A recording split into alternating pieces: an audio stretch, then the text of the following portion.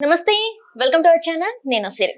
జగన్మోహన్ రెడ్డి గారి పాలనలో అయితే విద్యుత్ పరికరాల కొనుగోలులో అవినీతి జరిగిందని అయితే వార్తలు వస్తున్నాయి. ఇందులో ఎంతవరకు వాస్తవం ఉందనేది మనకి వివరించడానికి మనతో పాటు ఉన్నారు ప్రముఖ సీనియర్ జర్నలిస్ట్ జగదేవ్ గారు.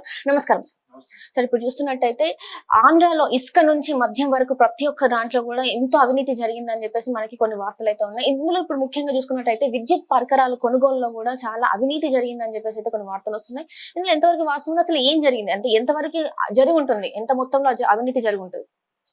ఎంత మొత్తంలో అవినీతి జరిగిందంటే సుమారుగా లెక్కలు వేయగలరు, కానీ డెప్త్గా అనలైజ్ చేసి దీని మీద విద్యుత్ సంబంధించింది కానీ ప్రభుత్వ అవకతవకల మీద కానీ పూర్తి అవగాహన ఉంటే ఇంకా అది వేలల్లోనే ఉంటుంది. అది మనం సుమారుగా ఎస్టిమేట్ చేయగలమే తప్ప ఎంతని ఎవరు చెప్పలేరు, ఎవరు నిర్ధారించలేరు. అయితే ఒక్క విద్యుతే కాదు, ప్రతిదీ కూడా. పెట్రోల్ తీసుకోండి, మన తెలంగాణకి ఆంధ్రాకి దగ్గర దగ్గర ₹4 ఎంతో తేడా ఉంది. మరి అది ఎవరి పాకెట్లోకి వెళ్తుంది? అలాగే ఇసుక, ఒకప్పుడు ఎడ్ల బండి మీద ఇసుక తీసుకెళ్లేవారు, ట్రాక్టర్ల మీద ఇసుక తీసుకెళ్లేవారు, లారీల మీద ఇసుక తీసుకువెళ్ళేవారు. ఎడ్ల బండి మీద తీసుకెళ్లి ఇసుక 200-300 తీసుకుంటే ఆ తర్వాత అది 700 ఎంత అయింది, తర్వాత ₹1000 అయింది. కానీ ఇప్పుడు అట్లా లేదు. ట్రాక్టర్ ఇసుక కావాలంటే వేలల్లో సమర్పించుకోవాల్సిన పరిస్థితి వస్తుంది. సో ప్రతిదీ కూడా. ఇప్పుడు మద్యం తీసుకోండి. మద్యం తీసుకుంటే మీరు మొన్నటి వరకు, అంటే ఈ ఎలక్షన్స్ అయినా ఒక సంవత్సరంన్నర కిందటి వరకు కూడా చాలా షాపుల్లో కూడా మొత్తం ఆంధ్రప్రదేశ్ మొత్తంలో కూడా యూపీఐ కోడ్ కానీ, క్యూఆర్ కోడ్ కానీ, ఎనీ ఆన్లైన్ ట్రాన్సాక్షన్ కానీ, కార్డ్ స్వైపింగ్ కానీ ఏది ఉండేది కాదు. క్యాష్ అండ్ క్యారీ, అంతేనా? అలా ఉన్నప్పుడు ఇదంతా లెక్కలంతా ఎక్కడికి వెళ్తున్నట్టు? ఎక్కడే పోనీ కొనుక్కున్నవాడు రసీదు అడిగితే, బిల్లు అడిగితే పోనీ అదేమో నోట్ చేస్తారు అనుకోవడానికి, అది లేదు. తీసుకోవడం ఇవ్వడం, తీసుకోవడం ఇవ్వడం, ఇవన్నీ ఎక్కడికి వెళ్ళినట్టు? అండ్ ఇప్పుడు పెట్టారు కదా కొత్తగా, ఏంటంటే ఆన్లైన్ పేమెంట్ ఉంటేనే. అన్ని మద్యం షాపులు కూడా కాదు, కొన్ని మద్యం షాపుల్లో పెట్టారని మనం కొన్నిట్లు నేను కూడా కొన్ని ఎగ్జాంపుల్ గా చూశాను. అంతకుముందు పురంధరేశ్వరి గారు కూడా, బీజేపీ రాష్ట్ర అధ్యక్షులు, ఆవిడ కూడా ఒకనొక సందర్భంలో ఇట్లా ప్రభుత్వం సంబంధించిన అవినీతి అరాచకాల మీద మాట్లాడుతూ ఆవిడ ర్యాలీగా వెళ్తూ ఆవిడ వెళ్తున్న బాటలో ఒకసారి తాడేపల్లిగూడెంలో ఒక మద్యం షాప్ దగ్గరికి వెళ్ళి ఆవిడే స్వయంగా ఒక బాటిల్ పర్చేజ్ చేసి ఎక్స్పీరియన్స్ కూడా షేర్ చేసుకున్నారు అందరితో. దాని మీద కేంద్రానికి ఒక లేఖ కూడా రాశారు. ఇట్లా ఈ స్థాయిలో మద్యం అవకతవకలు జరుగుతున్నాయి. అలాగే ప్రతిదీ ఏ సెక్టార్ కూడా. గతంలో మీరు కాంగ్రెస్ అంతకుముందు ఒకసారి తీసుకుంటే 2014కు ముందు కాంగ్రెస్ ప్రభుత్వం 2 సార్లు కేంద్రంలో ఉన్నప్పుడు అదే అన్నారు, భూపాతాళం నుంచి ఆకాశం వరకు ఏ స్కామ్లు ఉన్నాయి, అన్ని స్కామ్లు కాంగ్రెస్ చేసింది అని చెప్పి అప్పట్లో బీజేపీ వాళ్ళు దుయ్యబట్టారు. ఇప్పుడు ఎక్కడ కూడా చూస్తే కాదేది అవకతవకలకు అనర్హం అన్నట్టుగా తయారైంది. మద్యం, ఇసుకలు, తర్వాత ఈ పథకాలు కూడా, సంక్షేమ పథకాలు కూడా రాష్ట్రం మొత్తం మీద ఇంతమంది లబ్ధి పొందుతున్నారని చెప్పారు. కానీ ఆ లబ్ధి పొందడంలో కూడా మళ్ళీ కొన్ని అవకతవకలు ఉన్నాయి. ఎట్లాగూ డే 1 ఎవరికైతే పెన్షన్లు ఇస్తున్నారో ఆ రోజు అలా ఆబ్సెంట్ అయితే నెక్స్ట్ డే మరి ఇంక లేదు. మరి వాళ్ళ పెన్షన్ ఏమవుతున్నట్టు? నెక్స్ట్ మంత్ ఇవ్వాలి కదా. ఏదైతే రేషన్ మీ ఇంటి వద్దకే అని అంటున్నారు, ఇంటి వద్దకు చిన్న చిన్న ఆటోల్లో తీసుకొచ్చి ఇస్తున్నారు. ఆ ఆటోలో తీసుకొచ్చినప్పుడు అక్కడ ఆ రోజు టైంకి వాళ్ళు లేకపోతే మళ్ళీ ఎక్కడికి వెళ్ళి అడిగి తీసుకోవాలి రేషన్? లేదు. నెక్స్ట్ ఆ ఆటోలు కొనడానికి కూడా అదొక మళ్ళీ స్కామ్. దాని గురించి కూడా వార్తలు వచ్చాయి కదా.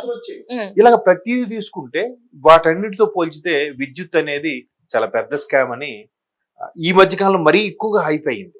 అంటే ఎన్నికలు నియమావళి ఉందని కాదు, కానీ చాలా ఎక్కువగా హైప్ అవ్వడము. దీని మీద ఒక్కొక్కరుగా అంచనా వేస్తున్నారు.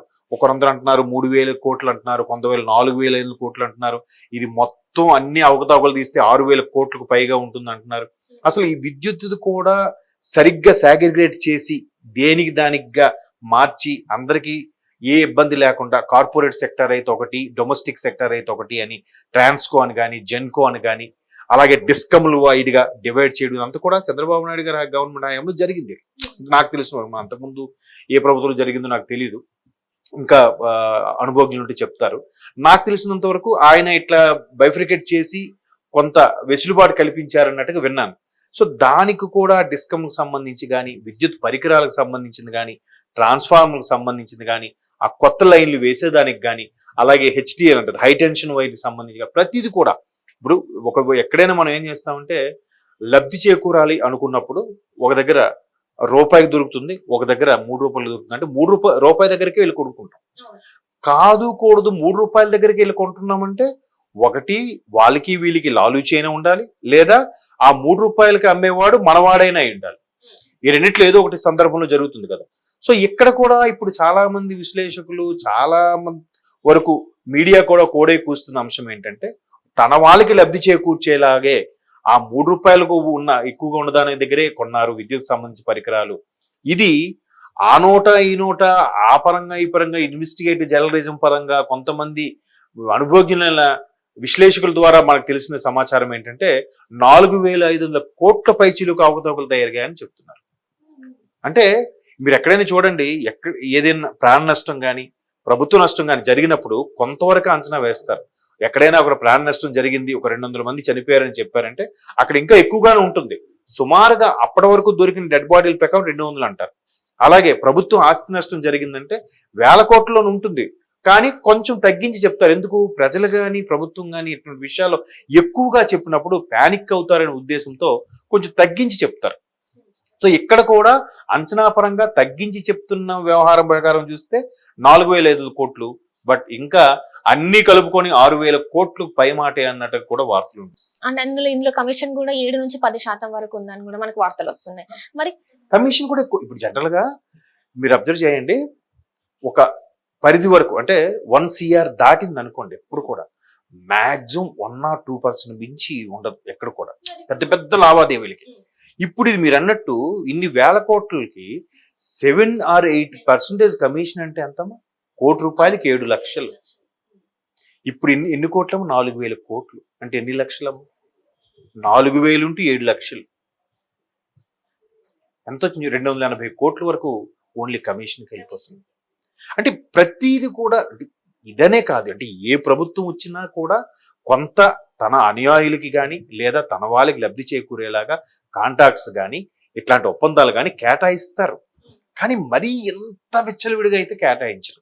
అంటే చాలా వరకు ఎలా ఉండేదంటే మీడియా అన్న ప్రజలకు సమాధానం జవాబుదారీగా ఉండాలన్నా కొంత నిబద్ధతతో భయంతో ఉండేవారు. ఇప్పుడు అది లేదు. ఒకప్పుడు కాగ్ రిపోర్ట్ అంటారు, ఐడియా ఉంది మీకు? కంట్రోల్ అండ్ ఆడిట్ జనరల్ అంటారు.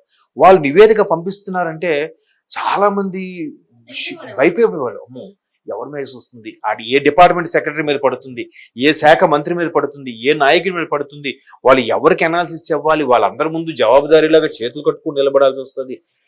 ఇప్పుడు అలా కాదు కదా. జైలుకి వెళ్ళి వస్తే ఏదో స్వతంత్ర సమరయోధు జైలుకి వెళ్ళి వచ్చాడు అన్నట్టుగా ఫీల్ అవుతున్నారు. ఎవడు అరెస్ట్ అయిపోయినా కూడా ఈ అరెస్ట్ కూడా అన్ని అవకతవకలే, ఇవన్నీ కూడా మామూలే అంటున్నారు. ఇప్పుడు జనరల్ గా ఎలా చెప్తున్నారు, అక్కడ పక్కగా క్లియర్ గా కనబడుతున్నా ఒరే ఒక మనిషిని చంపాడంటే ప్రాణ నష్టం కోసం చంపాడు, మాకు వచ్చి అదే తన ప్రాణాన్ని కాపాడుకోవడం తిరిగి చంపాడు. ఇప్పుడు ఆ మిషన్ ఏదో పగలగొట్టారంటే ఏమన్నారు, అందులో పాము దూరింది కాబట్టి పాము అందరినీ కాటేస్తుంది, భయంతో మిషన్ పగలగొట్టారని చెప్తున్నారు. అంటే అలాగ ప్రతిది కూడా మసిపూసి మారేడికాయ చేసే ప్రయత్నమే చేస్తున్నారు తప్ప వాస్తవాల్లోకి వెళ్తే అయ్యో నలుగురికి తెలిస్తే నవ్వుకుంటారేమో, ఎగతాళిగా మాట్లాడుకుంటారేమో, ఇది తెలిస్తే మనకి ప్రజల్లో మన మీద ఉన్న ఇమేజ్ డ్యామేజ్ అవుతుందేమో అని భయము, ఫీలింగు అలాంటివి ఏమి లేవు జనాలకి. ఏముందిలే, జనాలు మర్చిపోతారు.